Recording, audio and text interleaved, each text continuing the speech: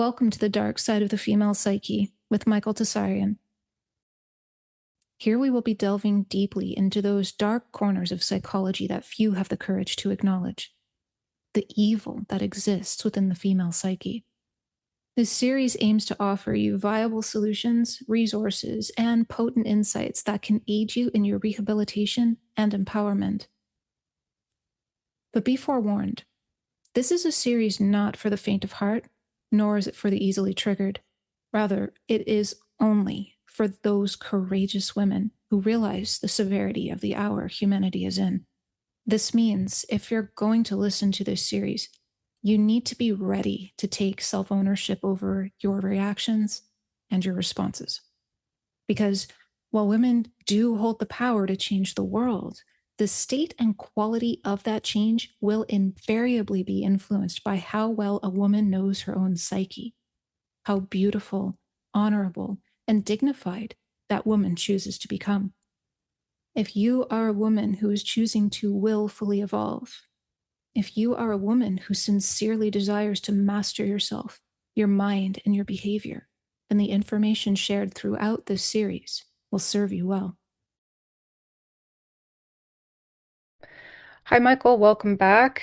The last episode really struck me. I felt like I was learning, like I'm finally starting to hook in and get a grip on what you're putting forth. And so I just say that because anyone who's watching this series, I highly encourage you to watch all the episodes because there's so much to learn here. And with each layer, we are learning more and getting deeper and deeper.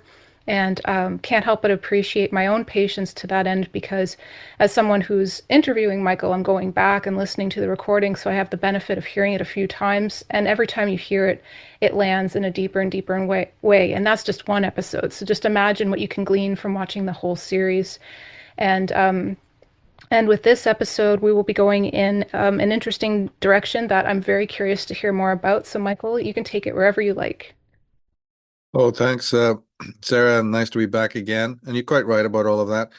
This is not something that's so trivial that you can get it all, grasp the whole significance of it in just one listen. That's impossible. It might take even many years to really fully appreciate what's being said here because I am compressing dozens of authors, all of who themselves come from different perspectives on this. Many of them have the female bias that we've talked about. Almost none of them are pro-male, even though, as I said, paradoxically, some of their works can have remarkably brilliant and insightful statements that I would definitely want to underline. On the whole, though, they got published, by the big New York houses and what have you, and the big European concerns, because this was fashionable at the time. Feminism needed this injection of male feminism. And that's what we've been kind of looking at. But it's very tricky because they themselves were very erudite people and they were very high up the totem pole. And so you have to stick very closely to their texts when you're criticizing them. Otherwise, it just looks like a lot of mudslinging from the outside. And feminists do enough of their own mudslinging to know how to combat that. But they're very less likely to take you on when you're sticking very closely to those texts and when you're finding contradictions in the works of feminists, be they male or female. And I've done that. And they're not going to take you on because they've had rowdy support from very big audiences in campuses and other venues throughout the world. Raucous applause, when they've spoken. And there's no Captain Kirk sitting in the first line to say, wait a minute, didn't anybody hear the glaring contradictions in this whole account, this historical account of yours? No, it's just drowned out by all the awesome applause down through the years. And it still goes on. So the little voice that wants to say, but you yourself have glaring contradictions in your work, and you people are very eminent. You're, bestsellers and all of this kind of thing, right? But how come it is that you've got these contradictions, and the contradictions are very serious? They're not small ones that, you can easily bypass. These are big contradictions that really help compromise the entire platform upon which some of these people stand. Now, these were New York bestsellers. So you're not going to get invited to the party. You see, your voice is not going to be heard. You will be censored.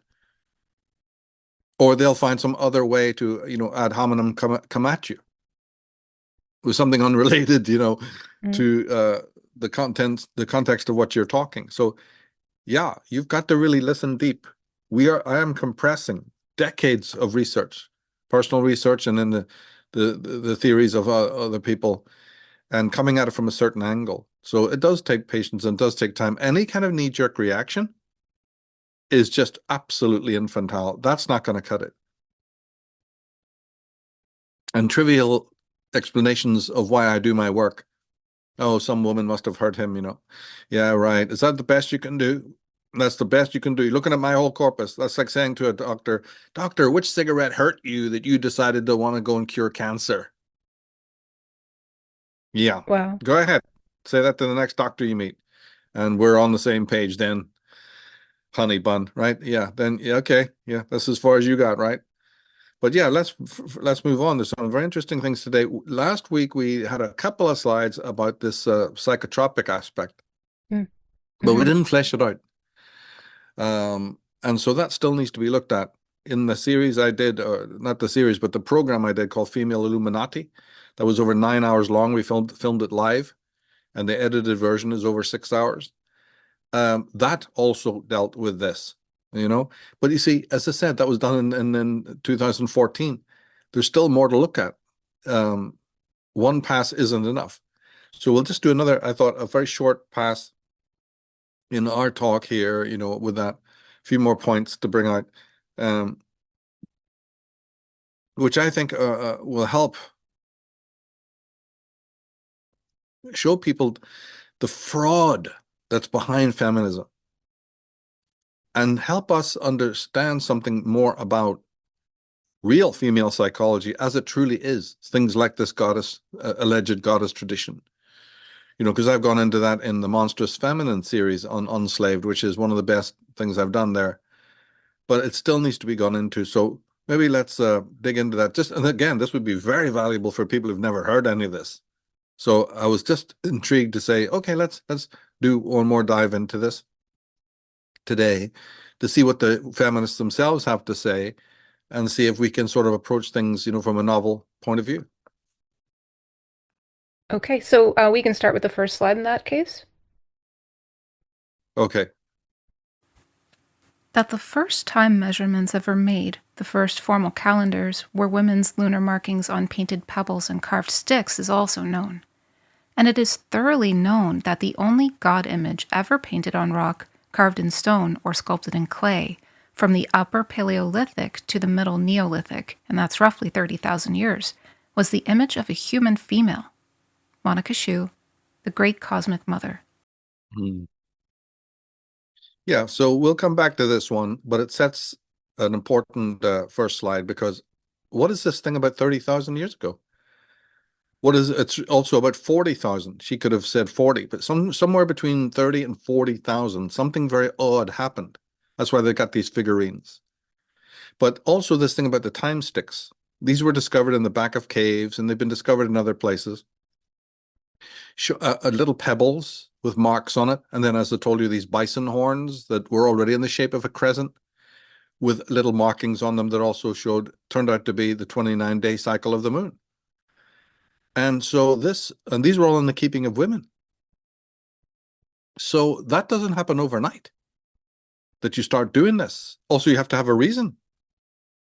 And when you stand back, agriculture and these things, have been going on for a long time. What is the whole point of this?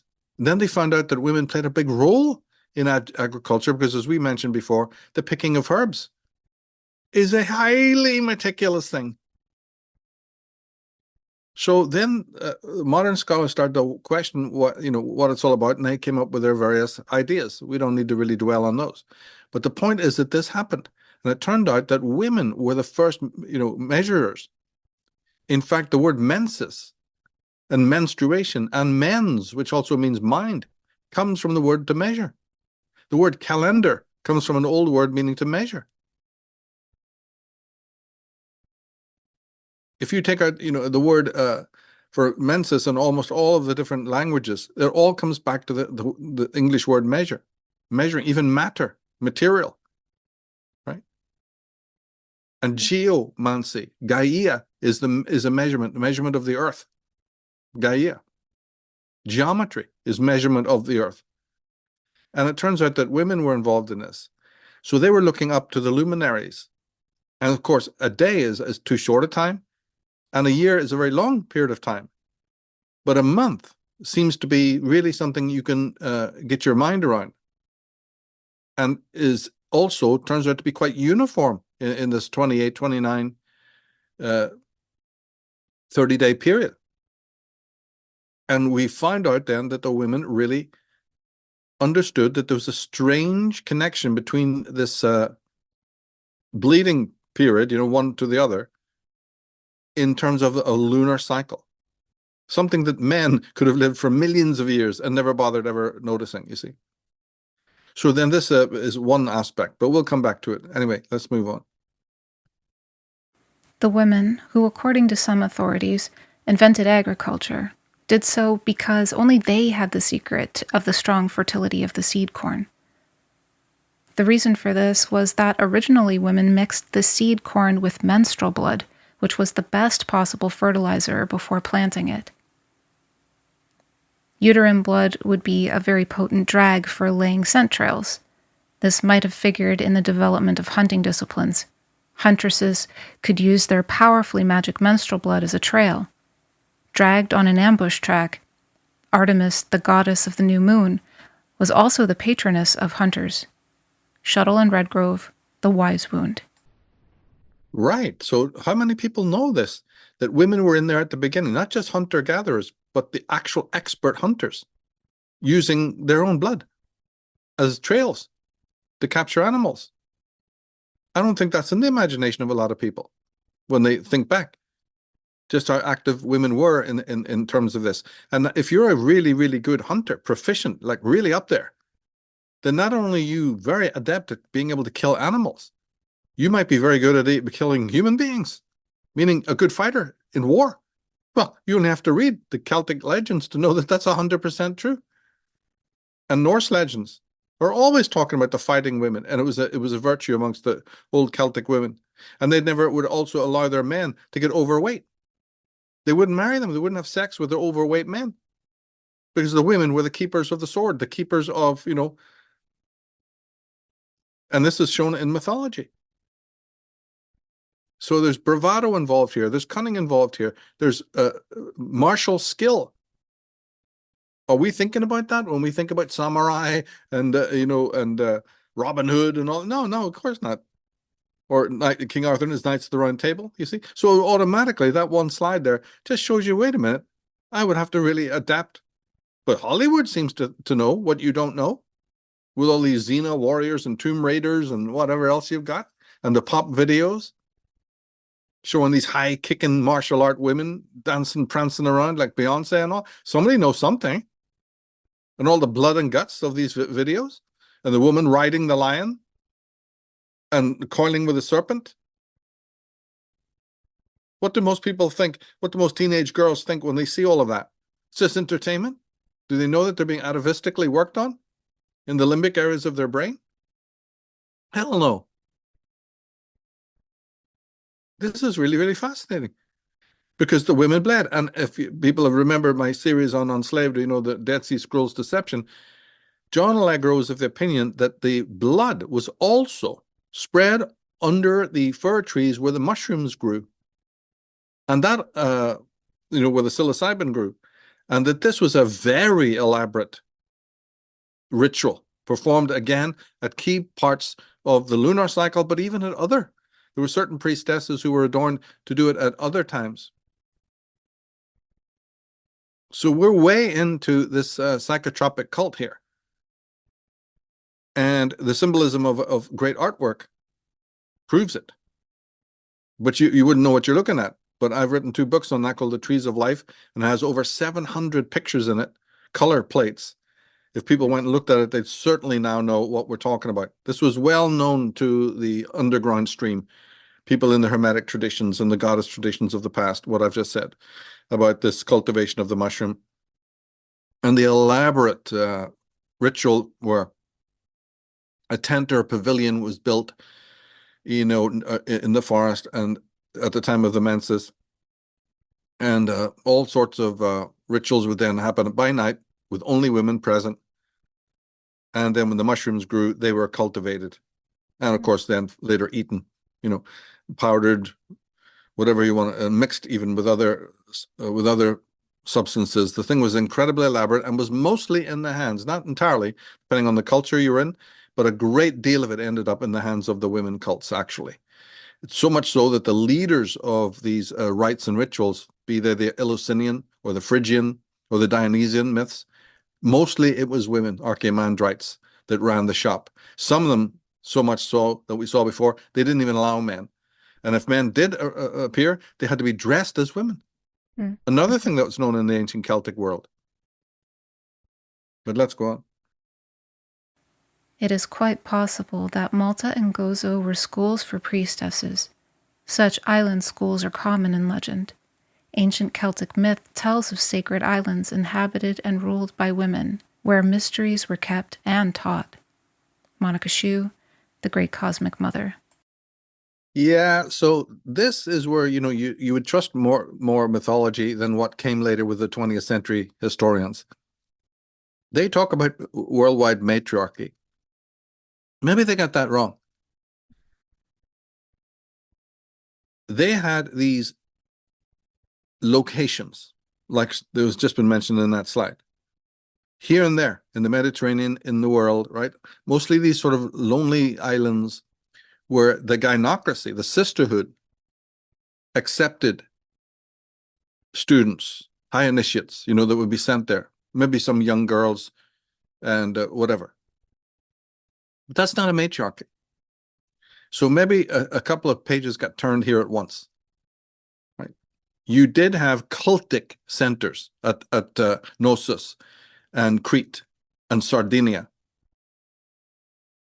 and Ephesus, and other places I could mention all over the Levant, and probably even over in the in the West as well.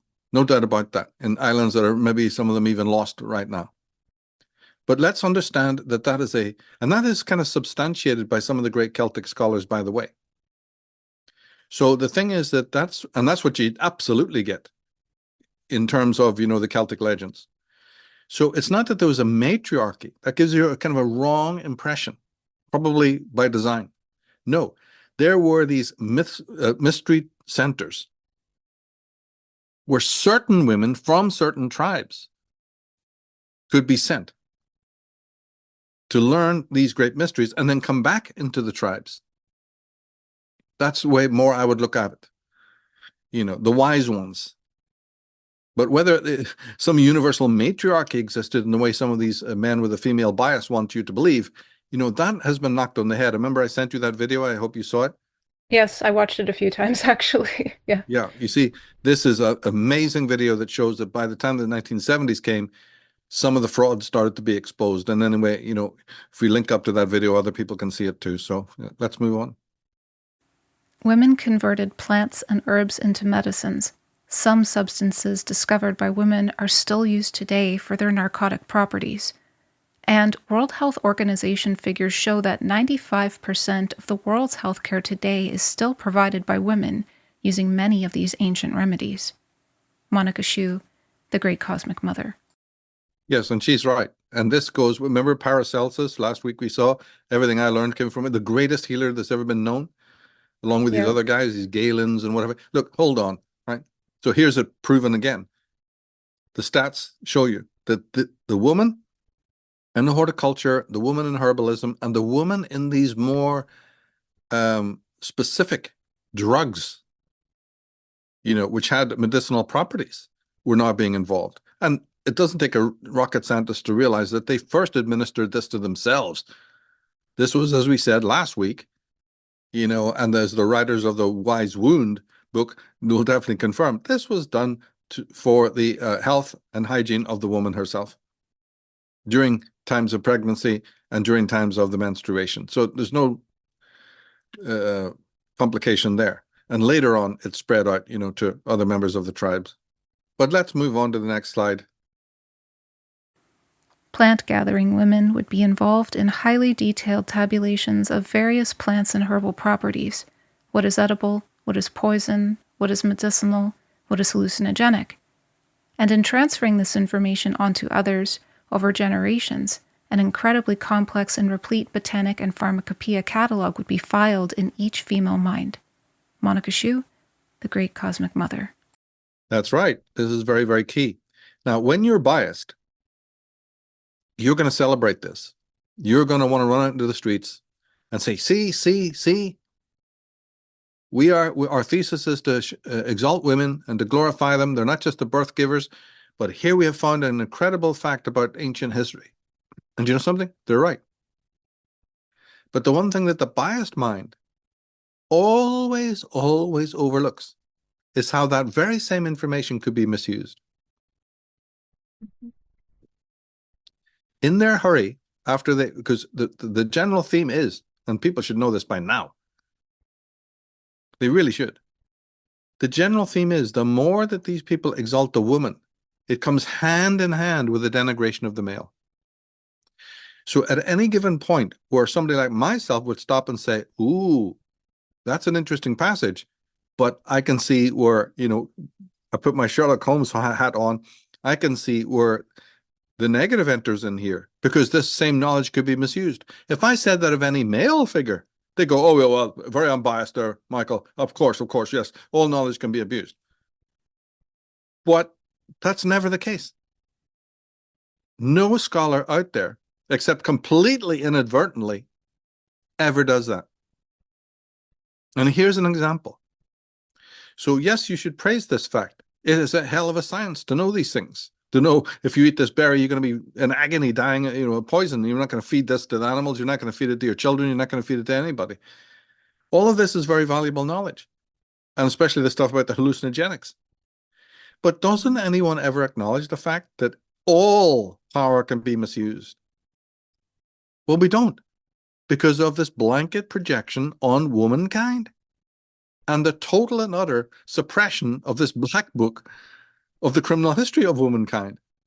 And that the only criminal history you're ever going to know about, you see, is the male one, in the haste, because you're not going to hasten to say that any and all things that went bad in the world, it will be the man that starts to abuse it. But I'm here to tell you, no, it's not. Far from the case. But let's go on. According to Merlin Stone, snake venom injected into people who have been previously immunized against it has highly hallucinogenic qualities. Some venom is chemically similar to mescaline, peyote, or the psilocybin of mushrooms. Reported effects were clairvoyance, extraordinary mental powers, enhanced creativity, prophetic visions, and illumination about the primal processes of existence. We can be sure the ancient women shamans worldwide were aware of this property of snake venom. Monica Shu, the Great Cosmic Mother. Yeah, now I don't know about you, but that makes my skin crawl. It's one of those things about ancient times, the Neolithic, that just makes my skin crawl. You're dealing with a hell of a process there. Sure enough, somebody could have found out about it accidentally by being bitten by a snake. So that's not any kind of mystery, or there's no puzzle about that. But there sure is a puzzle to go, and who wanted to weaponize that? After something like that happened, when you know that most of the cases where it happened, the person probably died or was in a state of total agony, right? Who would want then to start experimenting with this over a long period of time? What they call immunization. This means giving snake poison. Ever have been bitten by a mosquito? Ever had a little touch of malaria, let alone been bitten by a cobra? What are we talking about here? Who would even want to dabble in this? Couldn't you find something else to do? There's a whole pharmacopoeia of healing herbs out there that'll solve anything. You don't need to be going after and catching those snakes and milking their venom and then administering it to people to check what it's going to do. only to find out later on that it gives you these amazing visions. And then you would, okay, we're into Darwin, right? Yeah. All right, Darwin. What the hell has this got to do with anything to do with survival? In fact, if I'm spaced out or my whole culture is spaced out, I would say that's got to be about the most disastrous thing when it comes to our survival. When again, the whole image of the whole wide world is everybody sitting there wide-eyed, scared shitless, looking at their doorways, wondering when they're going to be attacked by an animal. Well, we've already said that the women can handle all of that better than the men. And we're expert hunters. What? And now we find out they're out there catching poisonous snakes in order to gain, open laboratories and work on how does this affect me? If that doesn't shatter your reality, I don't know what does. That is extremely fucking dangerous. Okay? It's lethal almost when it turns up in the snake dances of the Native American Indians. That'll make your skin crawl. What we're talking about here is even more so. This stuff was administered over long periods of time to certain types. And who chose those poor Judas goats? Right? Who selected which young child was going to be subjected to this? They're being slowly, poisoned with snake venom so that they would then have these hallucinations. I've done a podcast on a slave called the Shamanism Fraud. It's a couple of years back. People should watch that. Yeah, remember that one. Yeah. But my God, what are we talking about here? Well, let's go on and we'll find out. Everywhere in world myth and imagery, the goddess creatrix was coupled with the sacred serpent. In Egypt, she was the cobra goddess.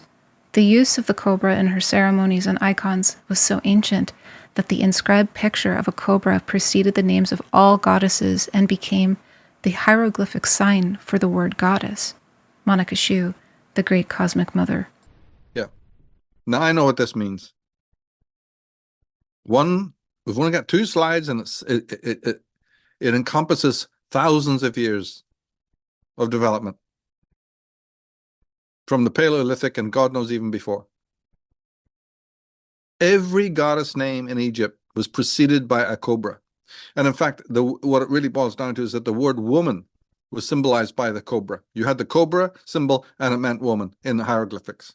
How did those two things become associated? The previous slide tells you. They were the serpent priestesses, the serpent sisterhood, as I call them. And they were immensely powerful. Anyone who knows my work knows this is the original secret society of all secret societies, later known as the Order of Sion, but in the early days they were called the Great Royal Wives of Egypt. And their story, I tell, in the Irish Origins work and other work, like Female Illuminati. And they haven't gone anywhere. These are the people who gave the charters to all the other male secret societies, which is why the male societies always have the female symbolism, after they've opened.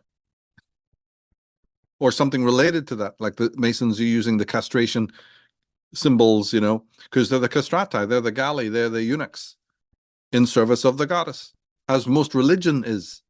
And even the most uber conservative 5th sect still wanted you to know that the goddess traditions was behind them. That's why they wear all what they do. Again, turn to my work and people will see. The word cardinal comes from Cardia. She was a goddess.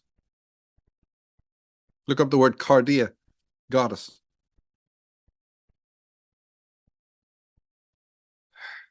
It's just unbelievable, right?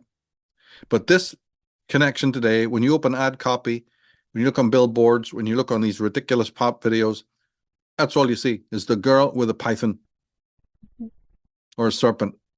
Natalie Portman, Beyonce, this fucking, what was her name? Britney Spears, right? All of it. Sickening. Yeah. This Abramovich. Look, you see, we've got to understand, there ain't nothing positive about this. Our society cannot tell evil anymore, even when it's staring you in the face.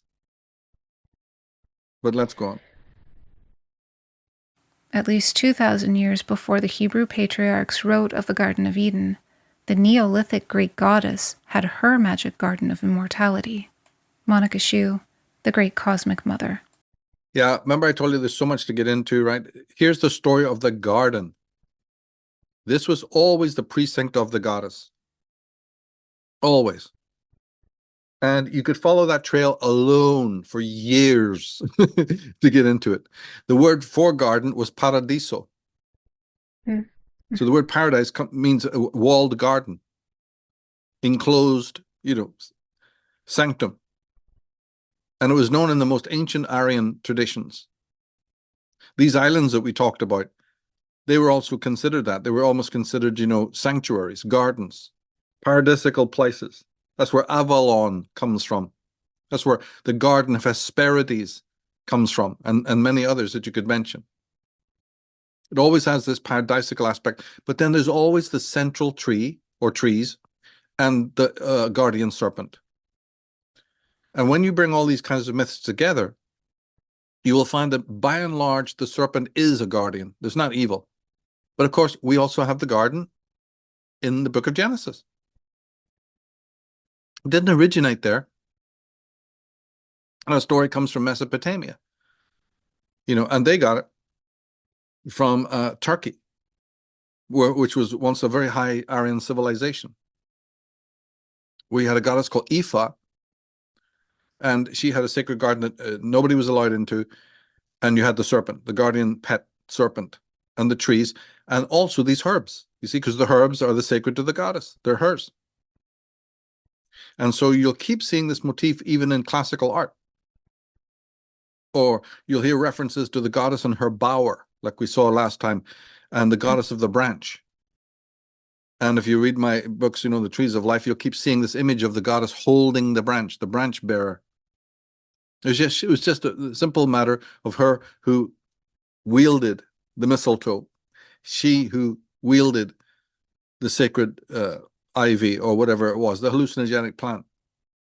So when you see the serpent, most scholars accept that that means woman, but what they don't tell you is it had to do with the venom of the serpent. That's the missing piece. The serpent and the woman come together because of the hallucinogenic properties of the venom of certain reptiles, that they kept. Now, today, any oceanographer knows fine well that reptiles, especially these little enemies, from these urchins, from beneath the sea. It's well known, right? Contain incredible poisons. But do they know that this was already known thousands of years ago, and it was the women who knew all about it? The piscine world and the serpent, the reptoid world, the reptile world, and what to make of it, and what to do with it, and how to administer it. And what we're trying to say here is that is power. Now, this is a power that has never been brought to light in the mainstream as being something that was history building. And it's never brought to light when anyone's looking back at the history of womankind. And the history of the histories of women's oppression and all of these things. It's just not known in the West. It never was brought into the West. You got to go digging for it. But let's go on. Sure. Yeah, I've not heard of it until you've brought it up. I mean, obviously you have quotes here from scholars who have been studying this, but it's not exactly in the mainstream narrative, that's for sure. No, it definitely is not. Although I must say, let me just make one more comment. Like when you look at the Starbucks logo, it has the female on it, right? And you're drinking this black elixir that everybody's addicted to. It's right there in your hand. But you have no idea of the history of what you're doing. You see how it works? Yep, it's all there, but it's in plain view, hidden in plain view. Yeah, sorry, let's go on. Oh, no, it's okay. I was just thinking, though, I would imagine, I wanted to ask questions at the end, but I might forget this one. Oh, go ahead. Just it seems quite a bit easier if you want to herd a culture of humans to work through them atavistically rather than overtly with an iron fist. So we see this female covert tactic, as you mentioned, even with Starbucks, which, has contracts with companies like Nestle, who have openly stated that they don't believe water is a human right, and engage in child slavery to procure materials to make their chocolate. I mean, so it's just interesting because that's just one layer of, sounds like many, many layers that go quite deep and go quite far back. Yeah, yeah, yeah. Oh, these are satanic groups. I mean, isn't that obvious to people? The Nestle's using the symbol for the Scottish Rite, double cross, Mm. of the Exxons. I've gone into that. And Starbucks, no better. These are Sabbateans, Frankists, all the way. And they had billions from selling drugs from way back at the time of the Zealots and the Essenes and the Sicarii. They didn't go away. These were assassins from the day they were born. And afterwards, they were criminal organizations back then. The Romans dealt with them, but they went underground. And they went into all these substances that we would know today, coffee being part of it, a minor part of it, but they pop up later now again. But you'd be amazed at what's behind these exact companies that you mentioned. They may be selling something that looks like semi-benign now. It's only mildly addictive now. But these are experts. If you look at my first book, and Atlantis, and go back to the appendix section, you'll soon find out what's been going on with many substances, including sugar and drugs. It's absolutely an amazing story. I had to put a whole appendix in my own book. The first book was swollen because I had to add this chronology that fascinates, right from day one, to let you know just how patient these people are and what connections they've had. But yeah, let's go on. Ancient women withdrew during their menstrual periods to meditate, fast, pray, and communicate with her. Women living together in cooperative groups do begin to coordinate the time of their periods. Ancient women bled and meditated together under the bleeding and meditating moon. There is no doubt that all ancient religious experience was associated with, if it did not originate in, hallucinogenic experience, and that this was under the tutelage of women, the great Stone Age pharmacologists. Monica Shu, the Great Cosmic Mother. Absolutely extraordinary. Absolutely extraordinary. So they were using it on themselves, probably for thousands of years before they let the secret out to others. And that only came very gradually. And then, as I hinted last week, they started to administer it to special children, their sons. Of course, their daughters, there was no doubt about that. But finally, they decided to cross the sex barrier and started giving it to their sons. And the reasons for that are elaborate, but we'll limit it to saying that, you see, in those days, the women kept the secret of paternity from their husbands. And also, even despite that, there was this belief that their sons were the progeny of the ancestors. That if you were born, it was because the wife, the woman, had been impregnated by an ancestor spirit, through a dream or any other number of ways, right? And if you're on this hallucinogenic stuff yourself, day, morning, noon, and night, this is the kind of thought. Well, first of all, this thought might come to you when you're on these psychotropics. When you're on these psychotropics, this is the kind of information that you start getting. Doesn't mean it's real, but this is what you start, manifesting even back then. But even if the thought had come to you because it was part of your culture, the moment that you go on these psychotropics, the more ideas like that get, reinforced. So the children could be put on it because the idea was you are already from the dead. A dead soul of an ancestor is in you. So you need to connect with that. You're special. You are the son of, say, a dead king or a dead patriarch or a beloved, warrior from the past.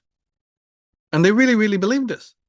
So that to them, if you took the drug, it's more likely that the child growing up on it will go, yeah, I am. The whole thing is what we would now call mind control.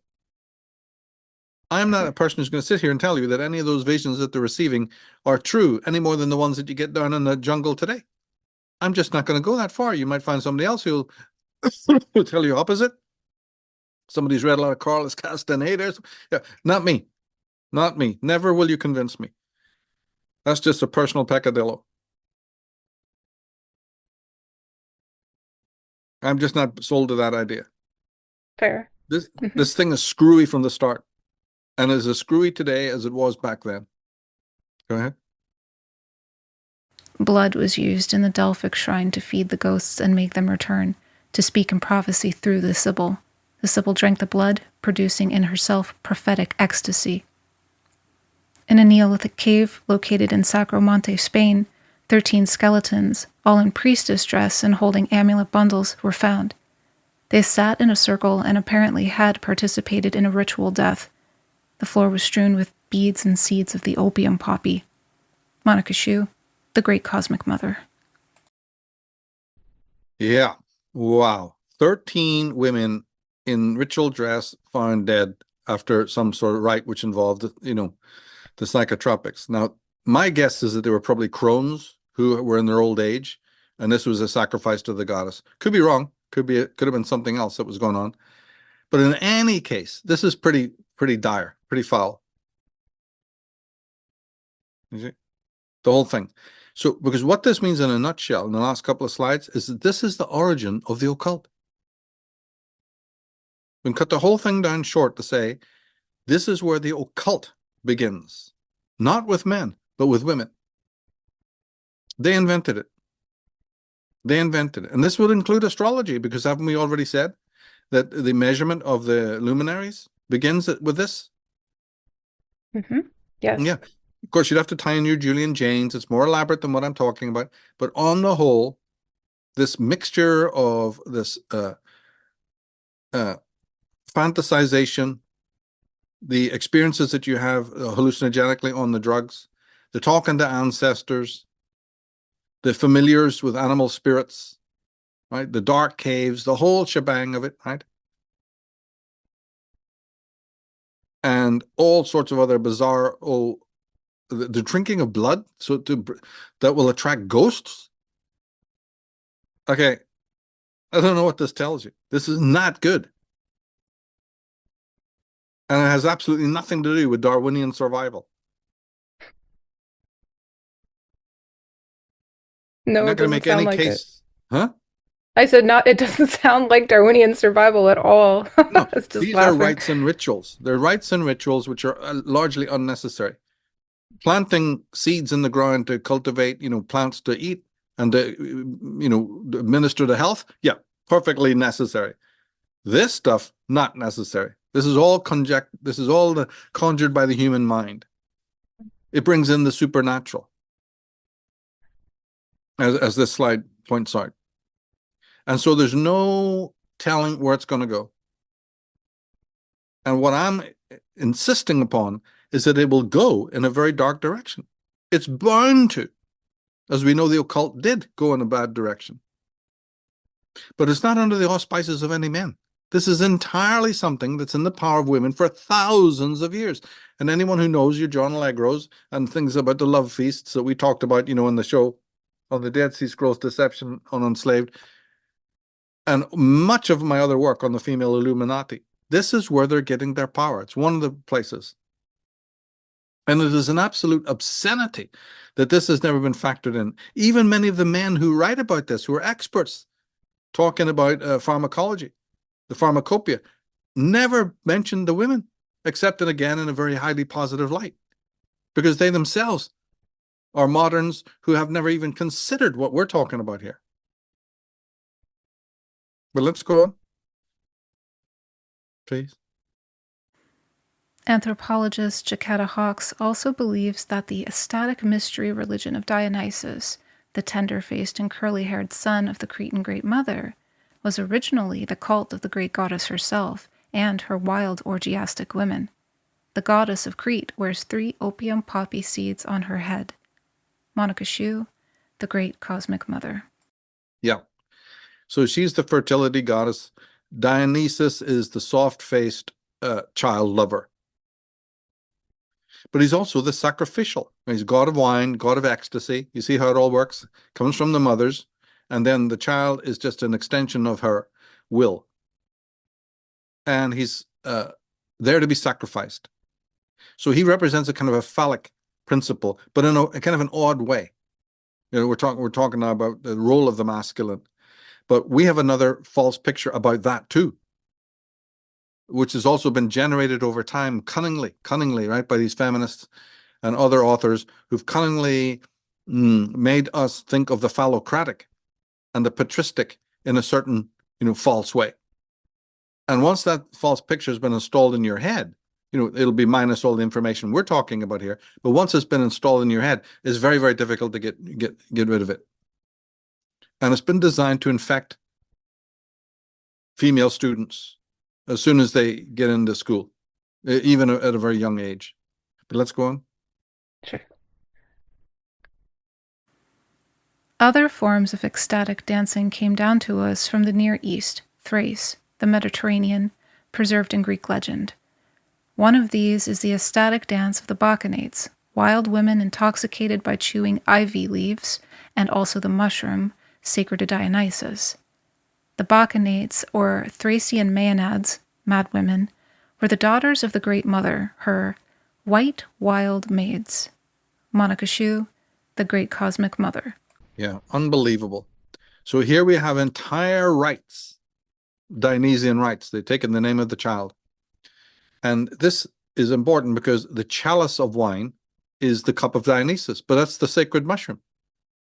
Right? The Amanita muscaria is the mushroom that was then transfigured into the cup of Christ. Iacchus, Bacchus, Giacchus, right? All the scholars know what you're talking about. And in my Trees of Life book, I show all the paintings that show you that Jesus and Dionysus are one. Yeah. And they let it slip in Judaism that the original name of Yahweh is Adonai. There's your Adon again, Don. Dionysus, Don. Donar. Adonis. And Adonai. They're all going back to these fertility gods. But then they were a little bit sanitized, bleached later on to come up with something more patristic. But they all originate with these earlier cults. And the wild dancing is all part of this eating of the hallucinogenic plants. But it turned dark very, very quickly, as the myths always talk about, where animals were torn to pieces, sacrificial animals, and then finally even, sacrificial human beings were used, as sort of scapegoats for the sins of the community. It was really something horrific. And I go into that in my Monstrous Feminine videos. Okay, let's go on. The cult of Dionysus and the wild women was popular with the common people, especially those in the countryside far into Roman times. Central to this cult were the ancient mushroom mysteries, the communal eating of hallucinogenic psilocybin called the body of Dionysus. In Cretan myth, Dionysus was the bisexual son of the mother, raised as a girl among women. Monica Shu, the Great Cosmic Mother. Well, well, well. The bisexual son of the goddess raised as a girl. What do we see in a world today? Yeah. I've said from day one in my career that there ain't nothing about ancient history that is in my work that's interesting in and of itself. Everything I do is to explain what the hell is going on today. I've made this statement over and over again. People just yawn. Who are these Dionysians today? We call them hipsters. We call them millennials. We call them transsexuals. It's all back because women have been gaining more and more of this atavistic power since the feminism began. Yeah. So you either see it and then you say yourself, the veil is down. I'm not under the mind control, or you're under the mind control. And you can just join the merry party and be pipered all the way into fucking, hell. But let's go on. Dark Diana of the Romans, goddess of the witches, wore a necklace of testicles echoing the castration nature of Kali, and the Gorgon Medusa, her magic hair composed of writhing snakes, petrified all who looked at her into rigidity and death, into stone.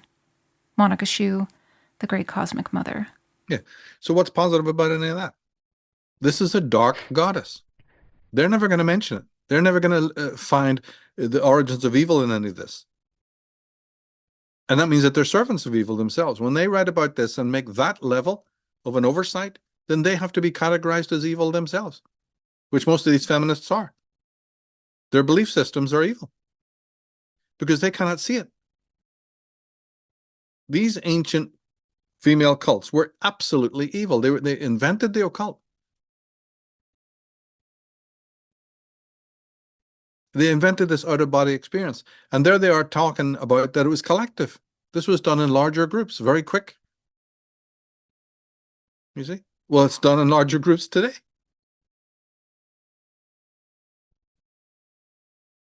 And it is, whether you realize it or not, a very woman-centered, organization. And if there are men attached to it, they're about as feminized as you can get. Look at these Eckhart Tolles and Deepak Chopras and what have you. And many, many more endorsing. They'll try to tell you that there's a healing, patterns involved when you go down and take this ayahuasca or any of these other drugs. This is how they seduce you.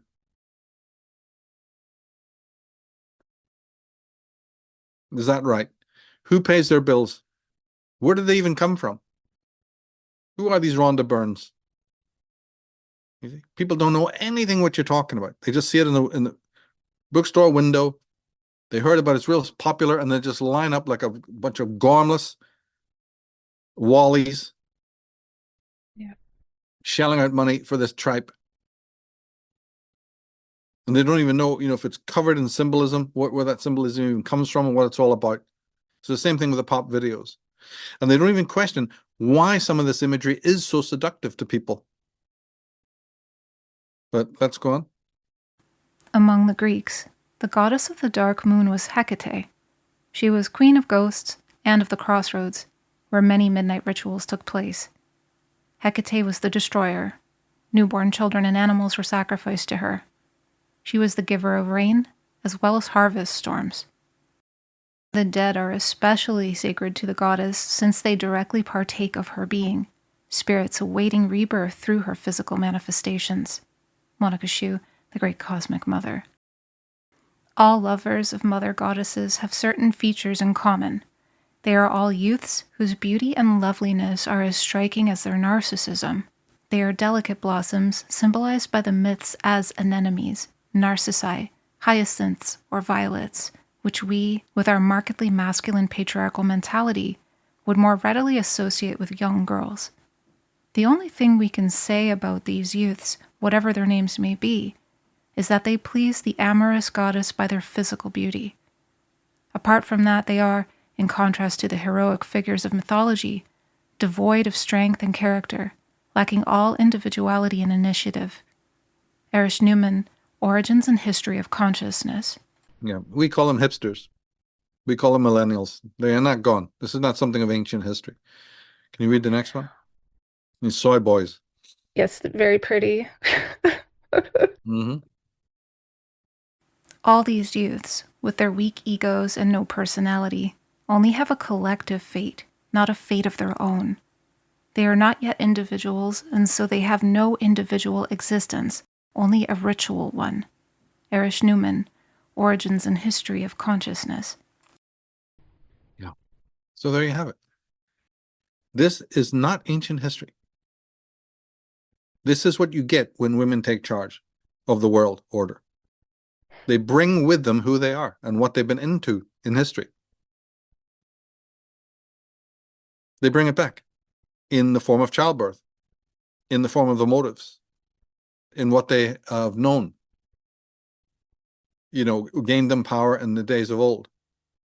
That's why they can be outside lighting black candles and skinning and, reading entrails outside Trump Tower in total view of all the cameras in today's world and all the other shenanigans that they're up to. Now, later, obviously, things get complicated more because this knowledge of the psychotropics and the entheogens did start percolating out into the general population, and men started to learn it too. So the things that we're looking at today did in fact get forgotten. But that served the cause of the feminists. Oh, good. That's all blurred over. The wind is blown, the dust is gathered, you see, and some debris has covered over this actual history. Well, that's good. That serves us well. And what man is going to go start reading, all of these women's studies books to find out what the hell went on? Or go back to the bibliographies and the citations, in the back of a massive tome and look it up to find out. And many of the men who are scholarly who did were already professionally assassinated. The average Joe is never going to come across their names, and certainly never going to put it all together like we're doing right now. But remember, the first slide was about this period 40,000 years ago, 30,000 years ago, where she talked about the fact that this was where you get carvings and images of the goddess. And I said we'd leave that for a minute. That's right, because you see, I also believe that it was about 40,000 years ago that something very remarkable happened to the human race. After millennia, hundreds and hundreds of thousands, even millions of years, right? It was about 3.5 million years that they found evidence that man was standing on 2 feet. And nobody in the world can explain why that happened. Why females came down from the trees. All these things that happened that are completely opposite to the Darwinian, move for survival. Mm-hmm. Women with cubs in their hands, little children in their arms, come down from the safety of the trees and start walking about on 2 feet. And men did the same? No, sorry. Inexplicable to any Darwinist today. No matter how they force it, it just doesn't make sense, given their own paradigm. See, if you step outside their paradigm, yeah, okay, then we're on a different field and we can have some different insights. But once you're stuck into the Darwinian paradigm, some of this stuff cannot be answered. But then suddenly, 40,000 years ago, that was just a blink of the eye, we have artwork for the very first time. Man became an artist. You have nothing before, except a few chips and scrapes on bone. And then about 40,000 years ago, you get cave paintings, some of them very elaborate, and the whole thing begins. And nobody has the faintest idea how this happened or why. Isn't it remarkable? Why would you want to paint pictures? What's motivating you to do that? And how come it just starts up 40,000 years ago, all of a sudden? And the answers that some of these, scholars give is really rather preposterous, if not fully contradictory. Because again, they're trying to leave out as much as they put in. The answer is this: what we're talking about. This is the time when the men were started to be administered these potions. First, the women had done it, but they went into rituals. They went into these mad, ecstatic dances, right? Maybe played some wild music.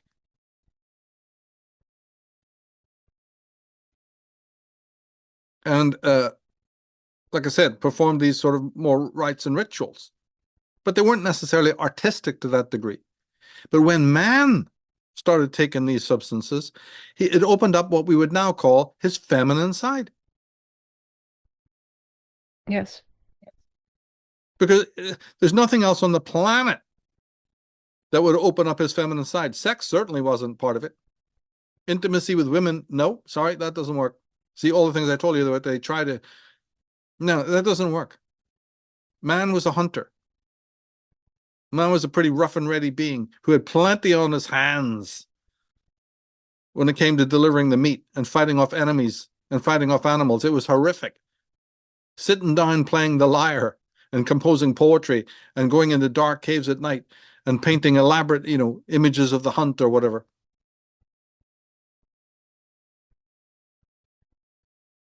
It just, no, something's not right here. Something is coming from left field. So this becomes more important than we can know. because the opening of this feminine side was not directly to do with the proximity of women. It was to do with them now being exposed to a power that women had been reserving for themselves and their children. That's my theory. Mm. Yeah. And some men are into it, some just are not, right? Even with the psychotropics, it doesn't do anything for me. Give me a headache. Don't like it.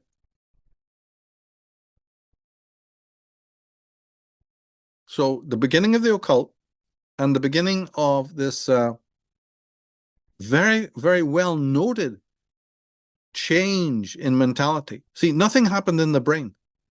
They know that anatomically speaking, 40,000 years ago, man was exactly the same as he had been for 1,000,000 years before that. So there was no other biological anatomical change that should have made him into a bloody artist that they can look at. Remember, we're talking from that they're stuck within their paradigm, right? But I'm talking from that point of view. But by being stuck within that paradigm, that's when they're left with a mystery, same as they are today. They've never worked out to drop the paradigm. That never occurs to anybody, right? And if you do, you're immediately a dissenter. Okay, we got to get rid of you. So women would love to be able to say that something happened to men, that opened up their feminine side, and that's due to us because we always had that side open as well. No, it's bogus. It's just that it was nothing to do with you in that sense. It had to do with this phenomena that men were only exposed to later on because this was always in the keeping of the female cults. And it was only later on, somewhere about 30 to 40,000 years ago, that leaked out. See, don't forget it was bound to leak out at some point because the sons themselves, when they were young, and the daughters had been exposed to these substances. So when they grew up, it's quite natural that at some point they're going to say, no, I want it for other men too. You can't keep a secret forever like this. It's just not possible for that long. And other things may have also come about to exacerbate it. But one way or the other, this is something to bear in mind. Because women would love to take, the responsibility for this. But why I'm bringing all of this up is because the feminists have a major problem on their hands once these facts are contemplated. Because by their own calendar, by their own historical analysis,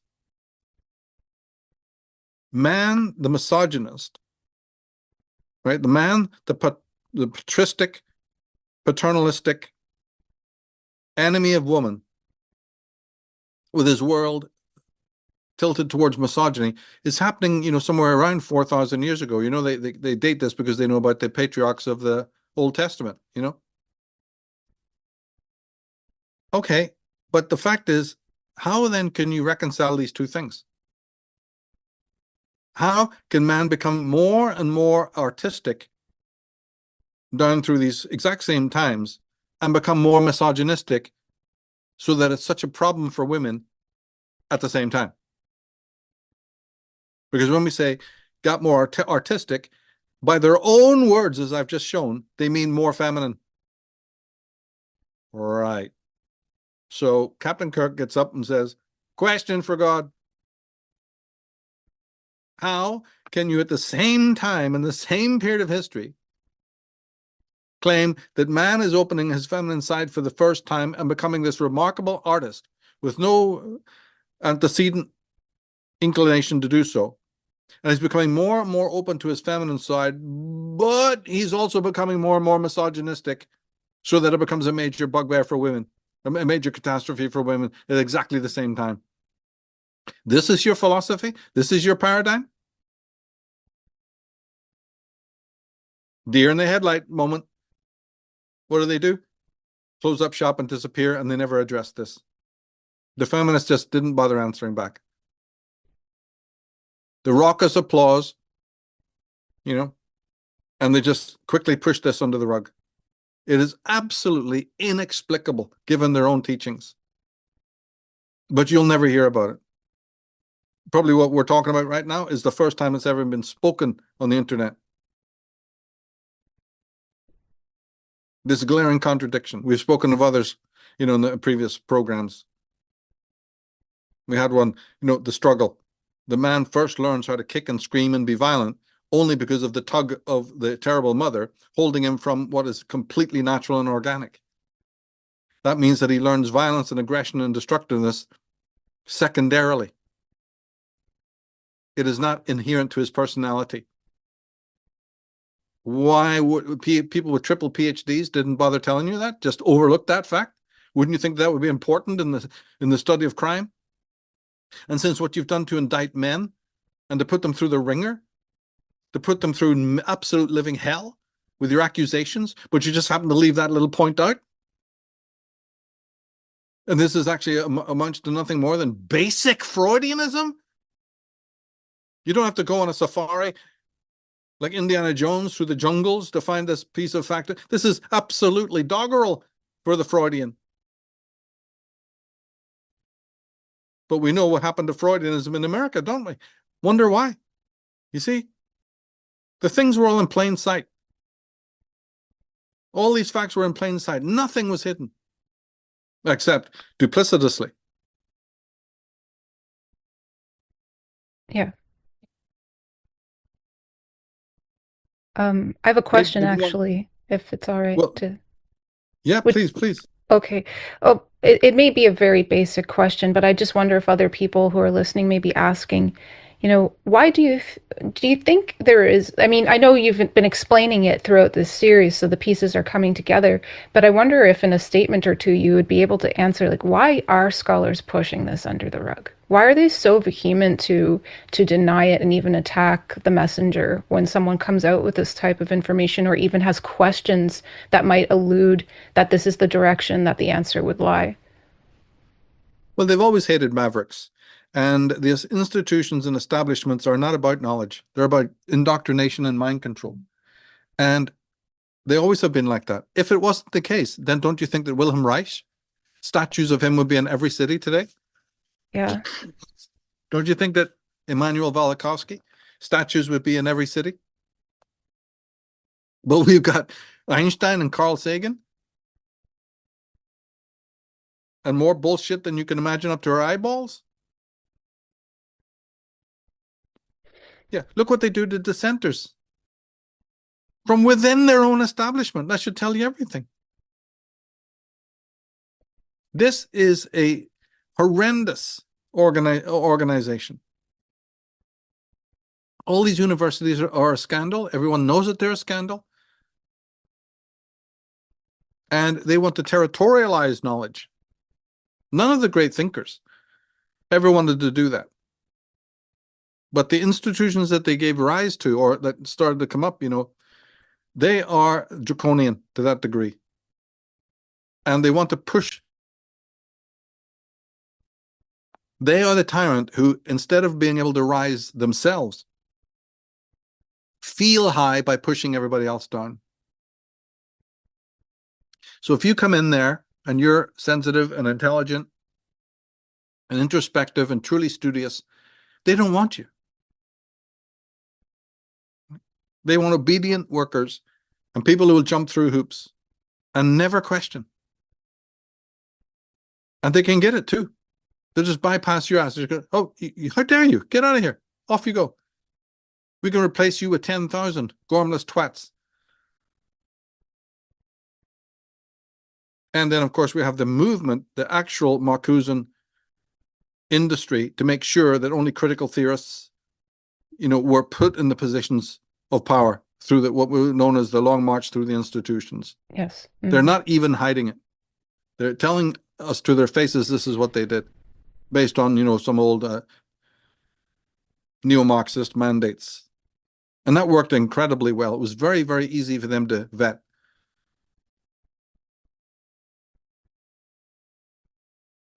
But coming back to this point, I wanted to mention, in this, you get another phenomena, and that is that the woman, well, actually, let's hold off on that till we've read the next.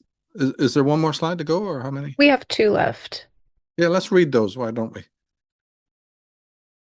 An essential characteristic of this adolescent ego stage is that the female, under the aspect of the Great Mother, is experienced as having a negative fascination. Two features are especially common and well marked. The first is the bloody and savage nature of the Great Mother Goddess. The second is her power as a sorceress and a witch. Worshipped from Egypt to India, from Greece and Asia Minor to darkest Africa, the Great Mother was always regarded as a goddess of the chase and of war. Her rites were bloody, her festivals orgiastic. All these features are essentially interconnected. This blood layer, deep down in the Great Earth Mother, only makes it more understandable why the youths she loves should fear castration. Erich Neumann, Origins and History of Consciousness. Right. What the hell is good about that? This is a tyrannical power. This is a power that then breeds fear and death. It's right there. The feminists are admitting it themselves, gloating it. Despite themselves, they have to write about it. This is a chthonic mother, wielding the tyranny of beauty. This is pure tyranny. I have to fear castration? You know, we've talked a lot, remember, before about the terrible mother in the early days of youth, and how she's an enemy of freedom, holding one back. Here it is. Here it is on a different level. Here now it is speaking historically and culturally. But every woman embodies this dark goddess, this dark anima, this lower anima. What are they doing about it? They're giving in to it. Yeah. Parenting for a woman is the beginning of this. Their dreams are deeper, right? When they're going through their menstruation, they have extraordinary experiences. Doesn't this teach them something? No, they go and get medicated against it or whatever it might be. Exactly. Or they just ignore it. You know, just ignore it. They don't know the churning forces within them. And they're looking for evil in some, Bela Lugosi moment. Some other fiasco. It's over the hill. It's down at the movies. It's they don't know how close it is. Personally, man and woman doesn't understand. This is something you have your own hands on, or you're in its hands. So when I make the point, it's substantiated. This is not good. And all these biased writers are never, ever attributing evil where it is due, where it needs to be placed. This is a ferocious power that's been haunting this planet for centuries, if not, and for millennia, with almost no culpability. How can you build on ashes? You can't just turn a page. That's called dissociation. That's what the human race has done. They brought down a veil we call the unconscious. And what's in it is so foul that we'd rather live in this tiny little bird box with the left brain as the engine to keep pedaling it.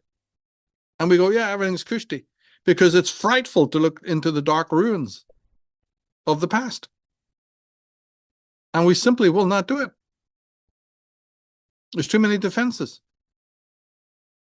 But what I'm saying is that unless you do it, you're going to build tyrannies outside, because everything is self-fulfilling.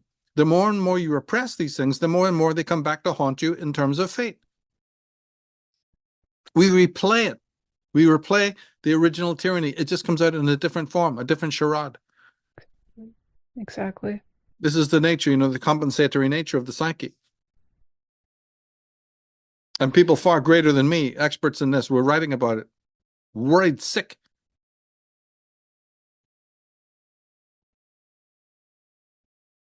But many of them, sadly, were caught up in this whole vortex of the rising of feminism at the time. Not all. Jung wasn't, but some of these other Jungians and Freudians were. Big time. And so their arrows missed, they missed the target. They thought they were probably doing good. Really. Yeah. And we've got to correct their problem. But if we read the last slide, then we can have some concluding remarks. The mother is earlier than the sun. The feminine has priority, while masculine creativity only appears afterwards as a secondary phenomenon. Thus, male and female do not appear simultaneously. They are not of the same order. The female is primary. The male is only what comes out of her. He is part of the visible but ever-changing created world. He exists only in perishable form. Women exist from everlasting, self-subsistent, immutable. Man, evolving, is subject to continual decay. In the realm of the physical, therefore, the masculine principle is of second rank, subordinate to the feminine. Herein lies the prototype and justification of gynocracy. On this rests the subordination of the masculine principle to that of the mother. The man appears as creature, not as creator, as effect, not cause. The reverse is true of the mother. She comes before the creature, appearing as cause, the prime giver of life, and not as an effect. She is not to be inferred from the creature, but is known in her own right. In a word, the woman first exists as a mother, and the man first exists as a son. J.J. Precaution, Myth, Religion, and Mother Right. There you go. So he is one of the pioneers in the 19th century of this matriarchy myth. One of the first writers. And he is clearly showing you that it might read on the first pass as exaltation of the feminine, which it is, but it is really equally the denigration of the masculine. So whether it was him or Briffault, you see, or Hawkes or any of these people, what is going on? Why would a male want to denigrate his own sex? For that matter, why would a woman stoop to feminism and want to over-exalt her own sex? And these are intelligent people with high IQs. Why have none of them noticed this? That they're doing exactly that. You'd thought this would have been 101. Because it's right there on paper. It's not a mystery. All the way through any statement that's biased, you can't exalt the female without automatically implying denigration of the masculine, and you can't imply denigration of the masculine without implying glorification of the female. So now that we can read this again, you start to see that that's exactly what's going on. In life, something has to be first and something has to be second. There's no reason to underline it. It's chicken and the egg. But these people have come in there and they want to make something of this in terms of valuation, valuation. They're evaluating something that has to come first and saying it is supreme in all ways. But is it? Surely that which comes out of the soil of the mother is the triumph of the mother, is the glorious golden child. That's what she's about. So it's like looking at the same fish from the different sides of the tank.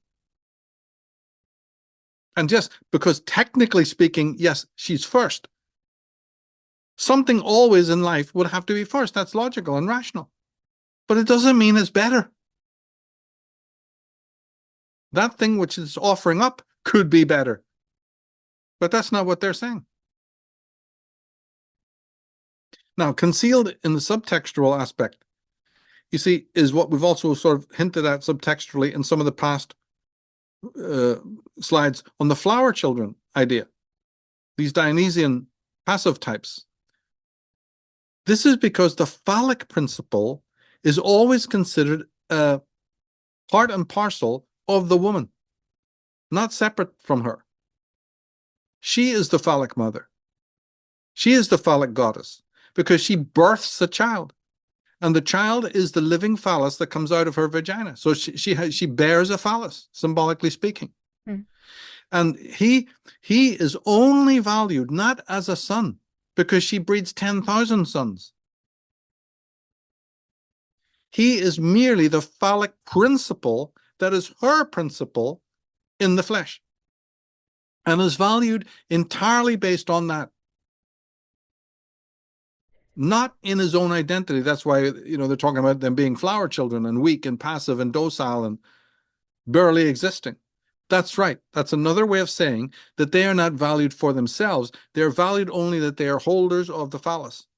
And if one was to fail and not be what is needed, he can be slaughtered. He can be sacrificed. He can be castrated because we have 10,000 to replace him. And the phallic power is what? The power that goes out and says, be violent, build a world so that I have a house to live in. So the violence is perfectly acceptable to the woman in the form of the child lover who's to go out and prepare the way and build the cities and build the towns and the villages to make me comfortable. Then it's perfectly okay to slaughter animals, to cut down the forests, right? And to prepare a way for me to be comfortable. That phallic power is in my keeping, and it is the agent of my will. But later on, something happened with the rise of feminism that started to blame man for being too violent. After he's done all the homework, after he's killed your demons for you and brought you your cushions and your champagne cocktails, now he's too violent. He did everything in your name. He is even symbolically and historically and mythologically and strictly in your service in every conceivable way.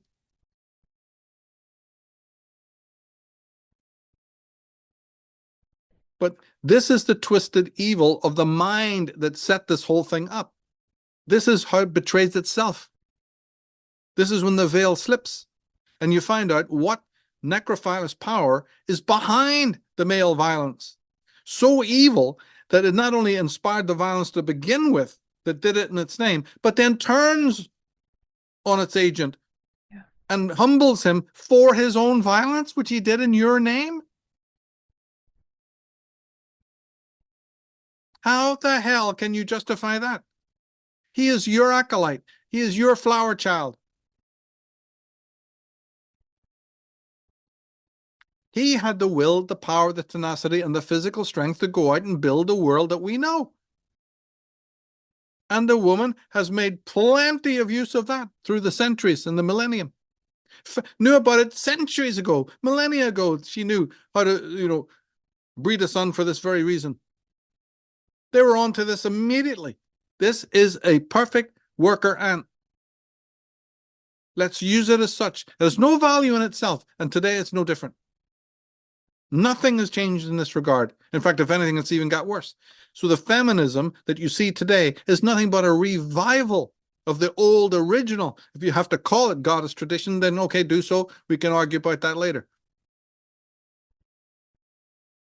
What we're exposing here is the criminal history of womankind and the twisted logic.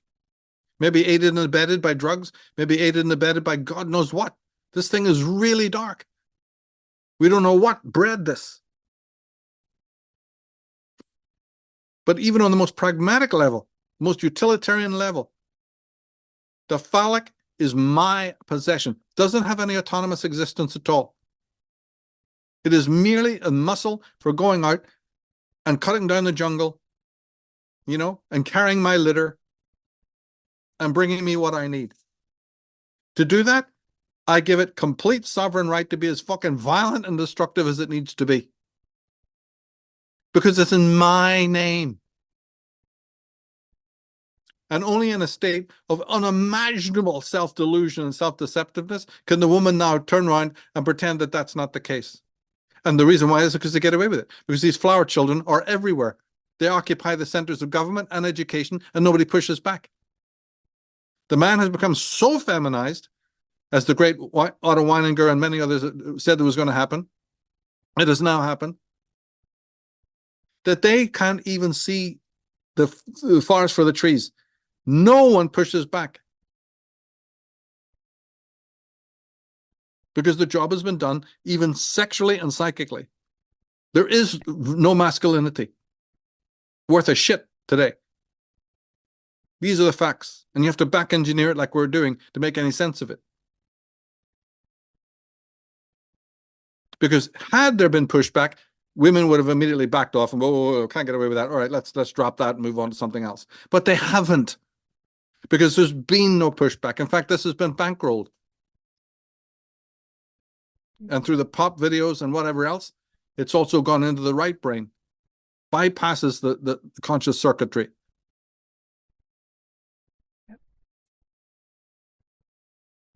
So now we're in a culture of nothing but flower children, docile bodies, utterly in circulation around the will of the terrible mother.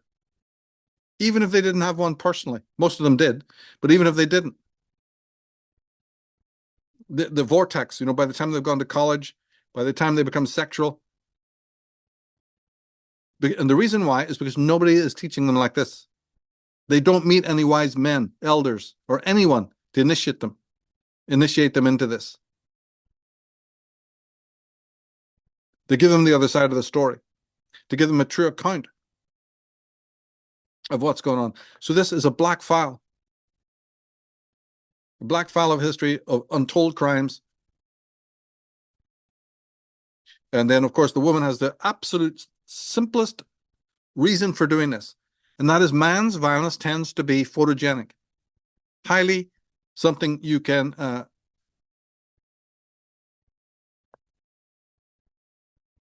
complain about. Whereas the woman's violence is much more subtle. So let's work on that too. Let's use that.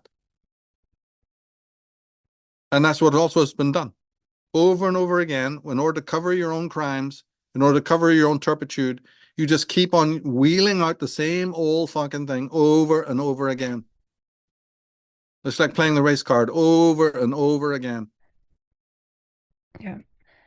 So true heroism,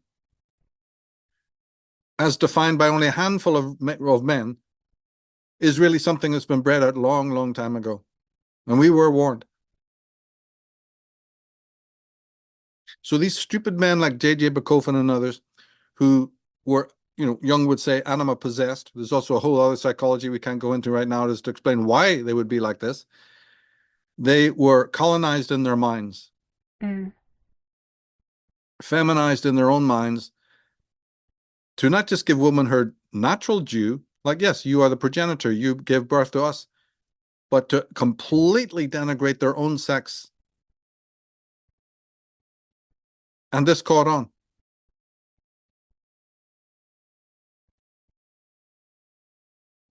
So would you say then in either a pure form or a partial form, it kind of answered my question from earlier, why these scholars aren't really speaking to this, because in a sense they're like a chivalric man who is loyal to Morgana Le Fay, as you put it. Mordreds. They're all Mordreds. They're all exactly that. None of them are truly heroic or phallic. So when the woman keeps complaining, the patriarchy, there's no such thing. It's a shibboleth. What patriarchy? What are you talking about? These are men all in your service. Like you can't imagine. These are like worker ants, blind, obedient, and blinkered, and have been for centuries. What patriarchy are you talking about? The one that has built all the creature comforts that allow you to talk about it? After they brought you all the heads, remember they said Kali's necklace is nothing but testicles and heads? Because this is the definition of evil. It doesn't even care for its own acolytes who go out to sacrifice their own heads to bring you the world. I just kick your head aside after it's over. Okay. You exhausted yourself in my name. I am the goddess of life and of death. I am the womb and the tomb. You are merely a machine in my service. And if we had more gynocracy on this planet, you wouldn't be laughing about what I'm talking about. We are just a few steps away from insane pathocalypse as women gain more and more of the levers of control. Believe you me, you haven't even begun yet. You're only getting a glimmer still. It's bad enough as it is, but this is still a glimmer of what could be. If I could interject, actually, this is a perfect time to point this out. I've been watching the astrology for some time, and this year keeps popping up that they keep talking about 2030, 2030. We hear about Agenda 2030, etc. As you know, I look at the nodes of all the planets, not just the lunar nodes. So one of the major nodes that we look at is the nodes of Neptune. And the south node of Neptune has been in Aquarius for a very long time, and it very much correlates with the dark Atlantean times, the chimeric experiments, human experimentation, these abominations that you speak of, that you've spoken about in this episode, these abominations of trying to become, connect to spirituality and spiritual power in infernal ways, just for lack of a better term. Anyway, to get to the point, the south node of Neptune hovers around 10 to 14 degrees of Aquarius. We're in Pluto and Aquarius right now.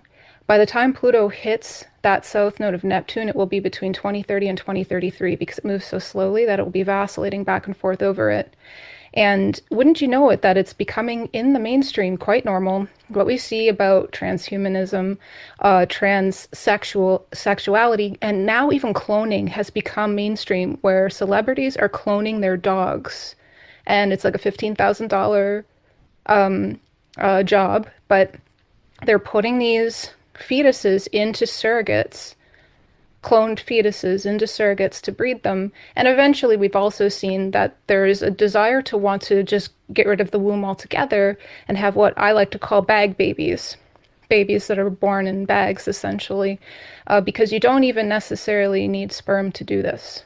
So there, you see how this is all aligning with this elimination of the masculine principle, this desire, because total control can only occur if the masculine principle is completely eliminated.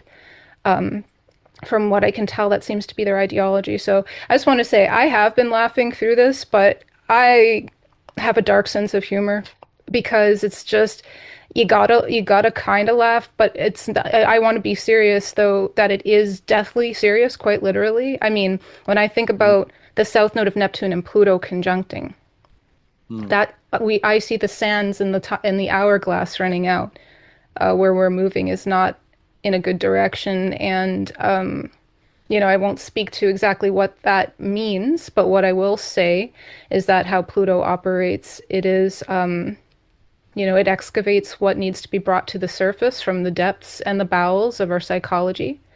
And this is something we've been avoiding. Our inhumanity, our lack of connection to the biophilus. We are on a necrophilus path. It is a very malignant feminine path. And so I just wanted to bring that information out there as well because, I mean, we're moving into 2026 now. So it's not very long before we reach that conjunction. Oh, no, no. We're on the precipice. This has been building for a very long time. And it's been doing it in the periphery of our vision.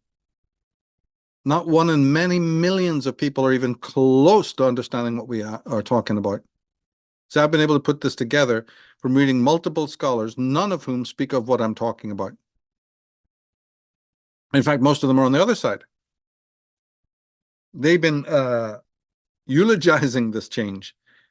In their own personal lives, you can see that they're itching for it to come about.